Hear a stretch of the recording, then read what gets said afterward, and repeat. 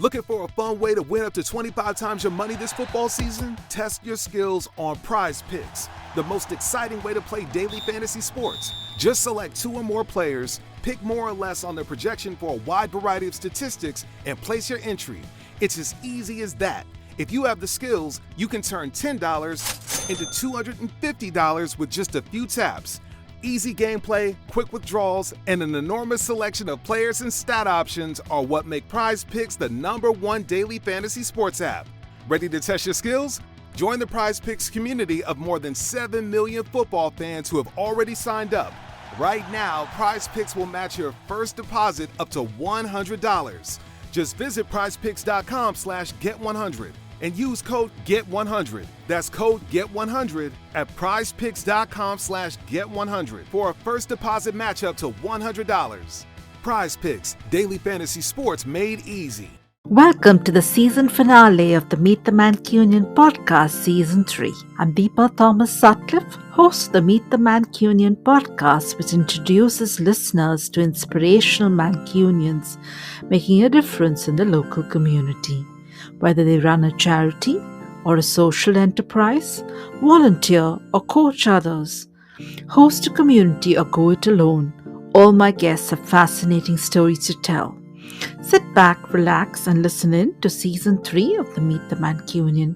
Tune into your favorite podcasting platform every Tuesday.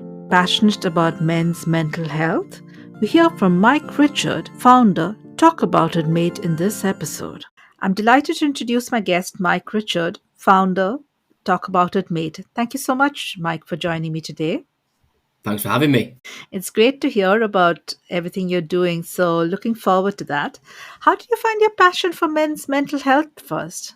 Oh, it's a good question. I think I went through a lot in my own life, my own experiences with mental health from the age of about 18. Probably started before that, as usually things do, but you know, it was something I carried with me for a good 12 years without really talking about it. And I think once things came to a head, I realised that I had to do it differently. And then I found it was coinciding with a lot about men's mental health in the media and stuff like that. And I just thought, I've got a perspective on this, but I have to kind of do it my way. And then it seemed to be a way that linked me up with lots of other people. So that's where the passion comes from, I think. Thanks so much. It's always great when it's your personal life experiences that are coming forward into what you're doing for social impact.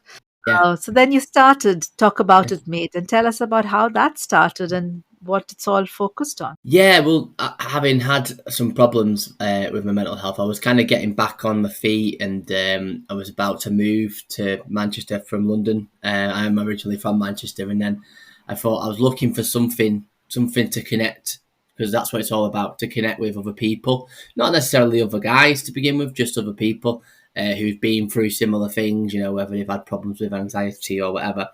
And you can find certain things out there, and you go onto certain websites and apps like Meetup, for example, and I just didn't find the right thing for me. So before I moved back, I thought I'm going to trial out setting up some of my own meetings, really, you know, like kind of really accessible and like down to earth, and like where anyone can just show up and you don't have to be super cool or super good looking or super good at something, you know. It was like just really for regular people. So then it seemed to get quite popular quite quickly, and then it became like a coffee shop thing, then it became like a bowling thing, you know, like, and it more social. And then about 2020, but before the pandemic, I was like, right, I'm going to go all systems go here for real, you know, more, not formal, but more structured meetings around peer support. So that's where we became like a peer support organisation, which is people helping people, but making it very accessible. So yeah, it kind of spiraled because I couldn't find what I was looking for. So I thought I'll make it myself. That's really interesting. And you said you started in 2020, just before the pandemic, which must have added some complications if you were meeting in coffee shops and doing peer meetups. What were the challenges that you perhaps faced on that journey? Yeah, well, it was a complete step up in the organisation. So we started a few years earlier, just kind of more, it was more of a pet project. It was still had a name, but then we registered it like as a social enterprise in 2019, and then all stepping up for 2020 to go with these men's meetings, because there wasn't enough out there, and people were telling me you could help fill that gap. So yeah, there was obviously a lot of trepidation about doing it that way. We were planning on launching staggered in 3 locations, so we've done a lot of legwork there. And then we did one in Levenshulme, and then the pandemic, we go into that first lockdown. So it was like, for me, because I'd worked 6 months to get these things going, get not even as funded, kind of just doing it off volunteers and other stuff as well, with me running them. And then overnight, it was a big spiral. And then it was like, right, how do we respond to this need? And in a way, as much as it was a difficult 2 or 3 weeks, it kind of helped us grow the organisation massively, because it was, how do you respond to that need of the amount of people who are lonely and isolated has been increased massively overnight. And we then just, Zoom meetings, book clubs, social events on Zoom. We were churning out hundreds and hundreds and hundreds, and building up this community. And now we're going back to obviously more community face-to-face work. But it was such a challenge.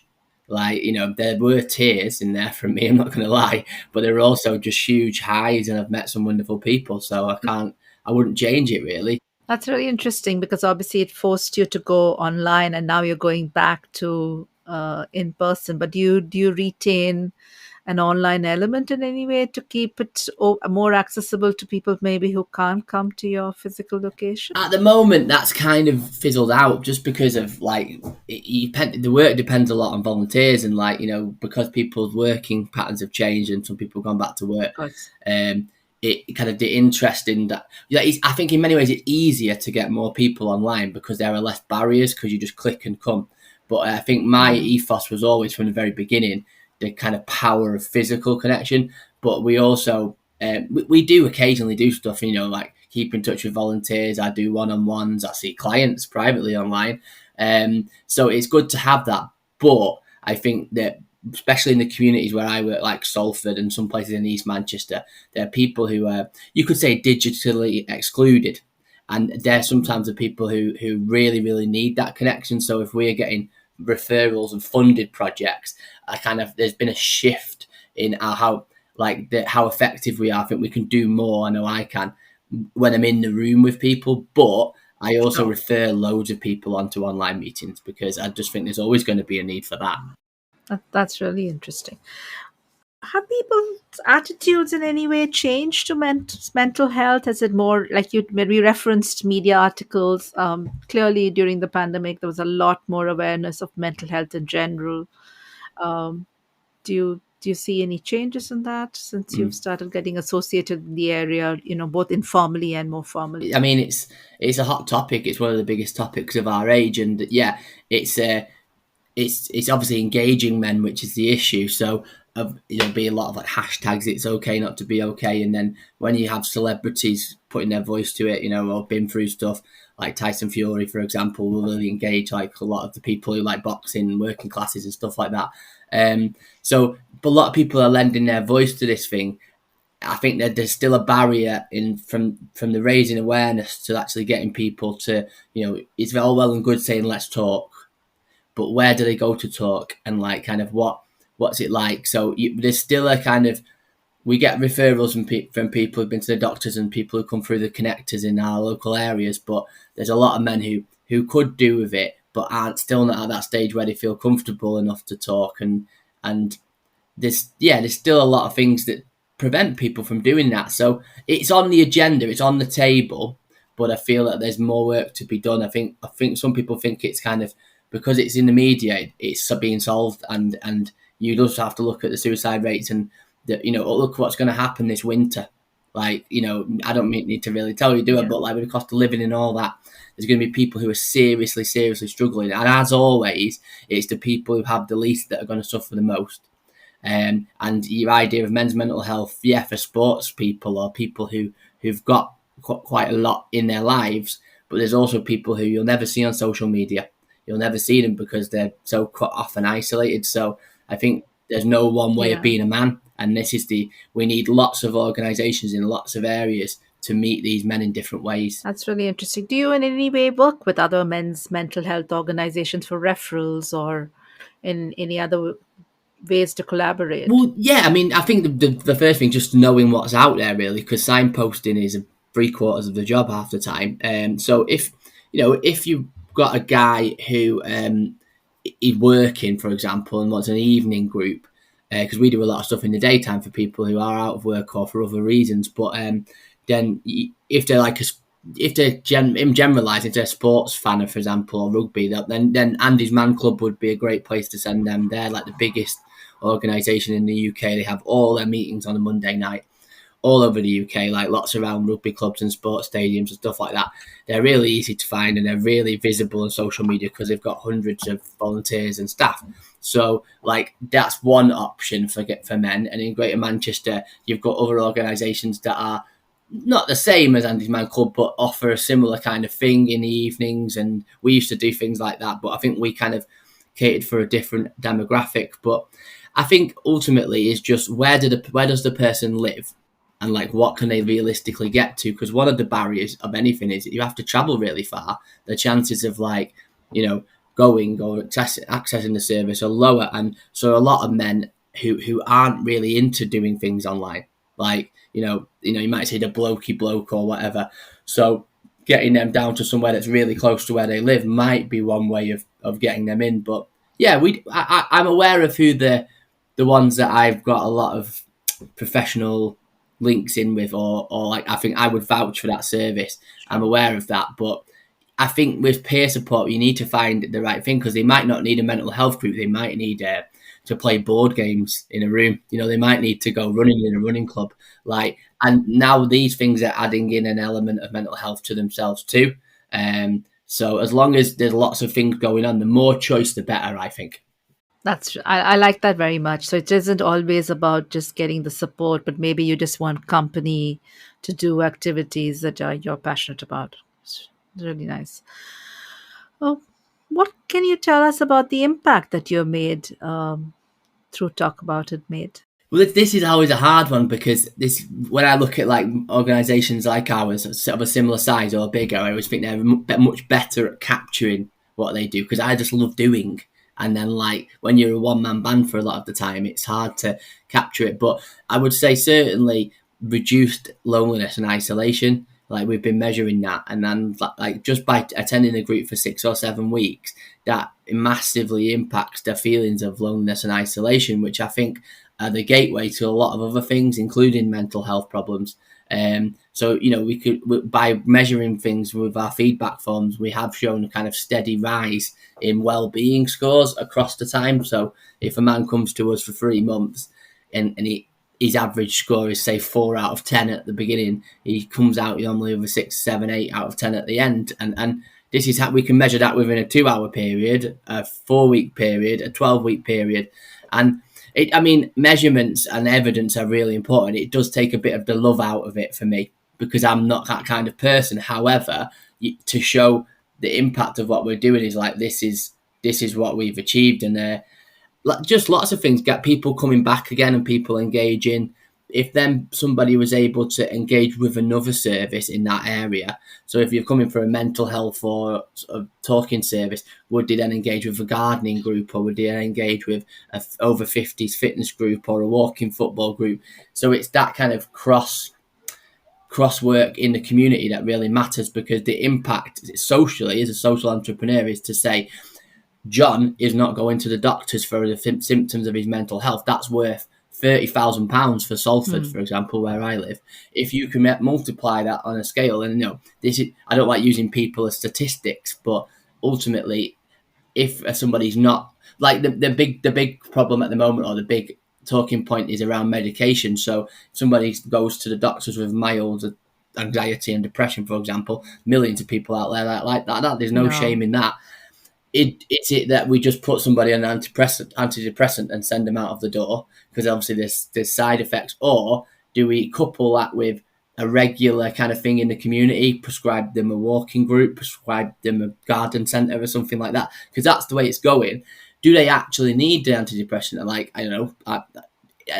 I think people can do whatever they want, really, in that sense. I'm not saying you shouldn't, not one way or another, but I think the impact is that they're in the system. They're not isolated anymore, because they've they've got people who are checking up on them, and then they can develop. Well, say if I'm going, I can develop my own self-care and coping strategies alongside a group of other people who are doing that too. And I think that's incredibly powerful. And I just don't think it always gets the attention that it deserves, because this is happening day in, day out across Greater Manchester, in our communities and our boroughs. And I wanted to, just come in here and to say that I don't always expect impact to be numbers or people. It can be maybe an anecdote about one person's whose life you impacted. So, I leave it to my guests to decide how they want to define impact. But obviously, what you've said is also really valid as well. So it's up to you.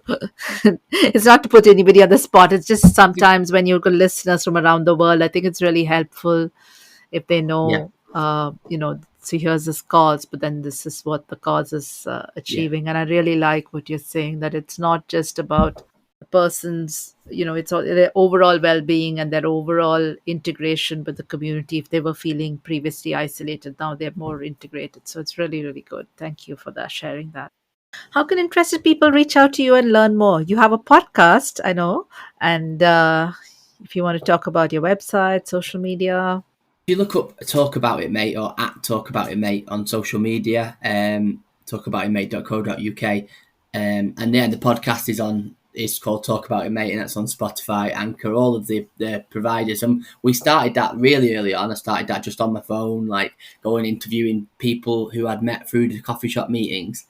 In just like meeting them and having little one-on-one chats. And what I liked about it is just there was no expectation, it wasn't like have lots, even if not a lot of people listened, it was that real people having real conversations. And I stick to that to this day, 4 years on, in that I'm really not interested when I see celebrities on television talking about mental health, because usually they've got a book coming out or something, and I think they're living very different lives. I'm not saying that they can't, but they can access help and support beyond what your average person on the street can do. And I think that really does clearly need pointing out. And I think we almost presume that it's a level playing field, and it's not.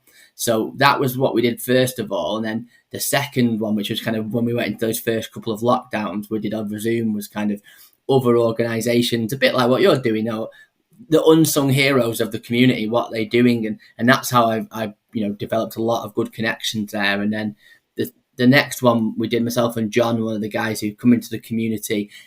John's great, used to be an actor, really confident, and he gave me a real lift. And so what we did was we kind of did what we do in the sessions, our actual peer support structure on the podcast, just the two of us. Each week, what's your topic? Oh, this week it's stress. This week it's loneliness. And what we're trying to say with Talk About It Mate is anybody could come to Talk About It Mate, because we do other stuff that's mixed, and we have walking groups and stuff like that. And anyone can access it, because everyone's felt worry, everyone's felt stress. It's not you have a big green tick next to your name because you've got a mental illness. It's everybody's got mental health, and peer support is everyone sharing their experience. And then as that happens in a circle or whatever, it's a domino effect, because you might say something that really strikes a chord with me, then this is what originally we were like as a society. I think we were sat around, weren't we? We were talking, we were sparking them connections, and the community would help people through difficult times. That's not like rescuing or jumping in. It's giving perspectives, and because we've become so isolated and it's harder to connect in certain ways, it's really powerful to do peer support, because it's also very natural. So we've captured that in the podcast. We do want to bring it back, because the podcast is such a small part of what we do, and I feel it deserves to be more, because we could reach so many more people and expose them to what we do. But yeah, we're hoping to kind of feature some similar, like something around the different areas that we work in, to really get the fabric of like Salford. We want to feature what's it like to be somebody from Salford and how they can get support, and that seems to be our main focus at the moment. But also we've done a lot in East Manchester and around Gorton and then Levenshulme, so maybe capturing that, and then some of the people that make it tick, that make the groups tick. So watch this space, but I'm hoping to get a guy on that, and we can have something before the end of the year. Yeah, that sounds interesting. Definitely look out for Talk About It Mate podcast and the next season. That'll be interesting. What advice would you have for people looking to start something similar in another part of the world? We do now have listeners from almost 40 countries, and I'm sure mental health overall is a concern for anybody. So, what advice do you have? First of all, hello to all of the listeners from those 40 countries. That's brilliant. I would say you're good enough to do it right now. So if you're listening, don't be thinking I will be good enough if I have X, Y, and Z. And that's one of the reasons why people don't start something. You're more than good enough because you've got your power of your own experiences that you can channel into what you do. Just do it. I mean, I know that's stolen from like Nike or whatever, but just do it. Like find a place that you think would be good to get a little table at a coffee shop, 8 chairs, and say, right, on Sunday, I'm going to be here. Who's signing up for this? And no expectations. Kind of take it from there. Build it and they will come. Or if you've got a few people who are interested, so there's 4 or 5 of you who've got a shared interest in talking about your mental health and well-being. Or I like to rebrand it, feeling good and thriving. There you go, instead of saying mental health. Get them together and say, right, we're going to start this. And then you'll be surprised. A couple of people are walking off the street and then 6 months later, you'll feel like you've known them forever. Then you'll end up, so I think just do it or find a shared interest. Walking and talking is absolutely brilliant. It's easy and it's free, keep the costs out of it. And then should you wish to go into the social enterprise sphere, there are people who support out there, but don't try and be a kind of poor imitation of what's already out there. Be yourself and do it your way. And, certainly in men's mental health, I think my approach is a little bit more less manly than the others. But I think that I can potentially reach more people. And in general mental health, I think just we've got a good brand and a good image, and that's all come organically, But yeah, go for it. I really like that about doing it your way and don't try and to imitate. And thanks for the advice. It's really great. It's an opportunity for you to now talk about anything I haven't asked you about, anything coming up in the next few months that you want to do a shout out. Just in general, I think the work that's being done in Salford at the moment, where I live. So Salford obviously is right next to Manchester, and but in many ways it's different and it's got a different edge to it, and we're really tapping into these communities. So where I live in Walkden, our men's group has been really successful. As a result, some of our volunteers have set up a separate kind of brew and chat thing. Nice. On a Friday. We call it the brew crew, because if you can Manchester, people are going to ask, do you want a brew? And of course. Keep it simple, talk about your mate now offers a brew crew, and that's great for the people who haven't got much, and with winter coming up, so we're hoping to expand that into kind of a drop-in where we've got a hot drinks, you have unlimited hot drinks, £1 donation, and maybe a breakfast or a lunch, because people with the winter fuel and food poverty coming up are going to need that. So we're really proud that from one successful men's project, we've now going to have a second successful project on the back of that. So hopefully that's going to be going, and I've got another men's project starting in Odsall near the famous Salford Lads Club. There's a nice venue behind there. Again, we're going to, before Christmas, be launching a second one. So for me, it's I'm getting the guys now to keep running these groups so I can launch them elsewhere, and we're going to really taking it on in Salford. And the last one is hopefully maybe by the end of the year is with something around grief and trauma and bereavement and loss, because there's a lot of people out there who've been on caseloads wanting support, wanting groups, and there's a real lack of resources in that area. So I'm a qualified counsellor now, and I'm working with a guy who's quite experienced in trauma to kind of set up some like 6-week information talking courses for people in the community, because we're arming people with the skills that they need to manage these things on a day-to-day basis. So really proud of what we're being able to achieve, and hopefully we're going to back that up with the funding. And like you said, we're recording our evidence much better than we've ever done. So, there's a lot to come from Talk About It, Mate. And we're doing it in our way. And like I said before, and I've lost sleep over the last 4 or 5 years about this, and we're doing it right. But it's got to be, it's got to hit you there, and then in the gut as well. And yeah, really, really backing ourselves at the moment, because there's a lot to come from us. Sounds wonderful, and look forward to hearing all about it. Yeah. I'm now going to move to our signature questions that I ask all my guests. And the first one is, you said you moved here from London back to Manchester. So what do you love the most about Manchester? I think there's a lot of choice out there. It's big, but it's not too big. I've lived in London, and like that was too big for me. There is a spirit. There's a spirit, and there's a personality, which I've always loved. I'm originally from Stockport, and yeah, we're going into Manchester from when I was about 15, trying to get served in pubs and things like that. But yeah, the music scene, obviously.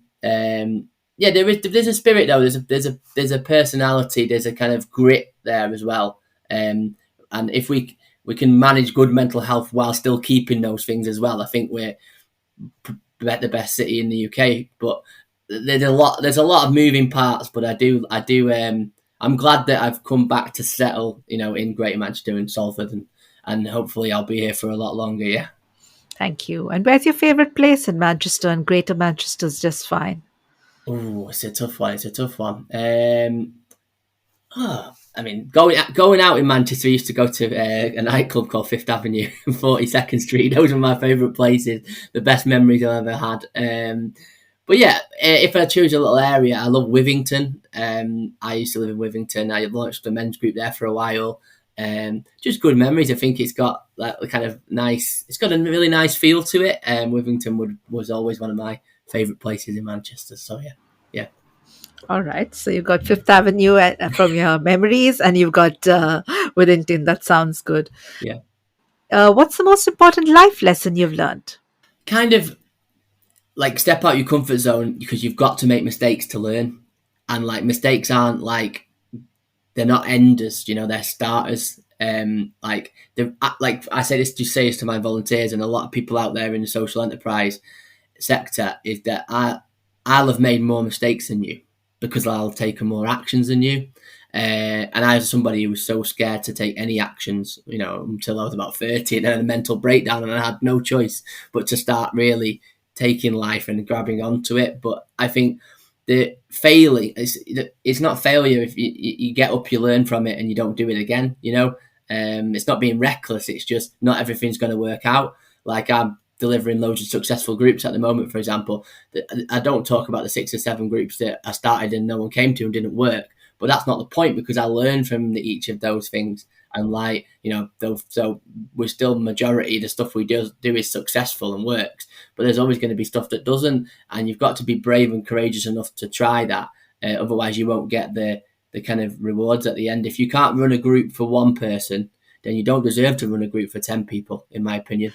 I like that very much, that, don't be afraid to make mistakes, because that's how you learn. And that's the whole concept of life lessons. You don't repeat the same mistakes. You take that learning and you apply it elsewhere. And you also share it with people, like on the podcast or through any other forums, so that other people can learn from what you've done as well. So thank you for sharing that. If someone wrote a book on your life, what would they title it? Complicated. Inside the mind. Have you ever seen that movie, Being John Malkovich? No. They go in his head, and it's like, yeah, I don't know. I'm quite a complex person. Like I come across quite cheerful and breezy on things like this, because I'm talking about what I love. I've overcome a lot of barriers, but yeah, complicated. Yeah, but I think we're all complicated, and isn't the point of life to learn to understand ourselves? I'm still doing that. So okay. Yeah. I'll take that. It's a nice title.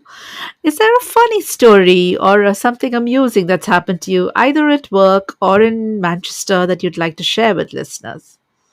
Yeah, I mean, when you plan events out in the community or in public. So, for example, we did an evening meetup group in like a Weatherspoons, for example, and like.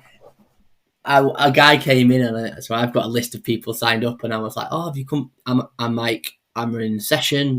I say session, we just sit around and have a chat. He's like, "Oh right," he shook my hand, and then after like a minute, he was like, "You're not Stephen," and he looked really confused, and I was like, "No, I'm for the group." He's like, "Oh no, I've come for a date, and you're not my date." So basically, he like shook my hand. We'll come to sit down, and then he was like, yeah, you're not the guy I'm looking for. So it was like a huge rejection on 2 levels, really, that one. But again, it just, you can have a funny story from this kind of work. With people, yeah, you gotta hold on to those things. I know, you have to take the moments to laugh, don't you? So I'm at the end of the podcast. Is there anything else that you want to talk about, Mike? Otherwise, we could say thank you to each other. I think that's it. I think just, people keep reaching out to their communities. There are more people out there who have an understanding of the things that you struggle with than you think. And once you find that thing that unites you to other people, that's the start. That's the spark. Because there are more things that unite us than divide us, contrary to what the media and the world makes you believe. So bring yourself together with people, because that's where the real growth is. Love that. Thank you so much. It's a great note to stop the podcast. Mike, I really enjoyed learning about men's mental health today. Dear listener, thank you so much for listening to the 12th episode of the Meet the Mancunians podcast, Season 3. I know many of you are listening in from different parts of the world or across the UK. I hope this episode and the podcast itself motivates you to follow your dreams and passions, inspired by the amazing Mancunian guests who feature here. Tune in on Tuesday, 11th October 2022 to hear the season finale. The Meet the Mancunian podcast will then take a break until 22nd November 2022. In the meantime, I hope you can enjoy seasons 1, 2, and 3 of the podcast and meet my inspiring Mancunian guests. Please do consider subscribing to the podcast and leaving us a review on Apple Podcasts. I would also be grateful if you could share this podcast with a friend or a family member. Thank you so much.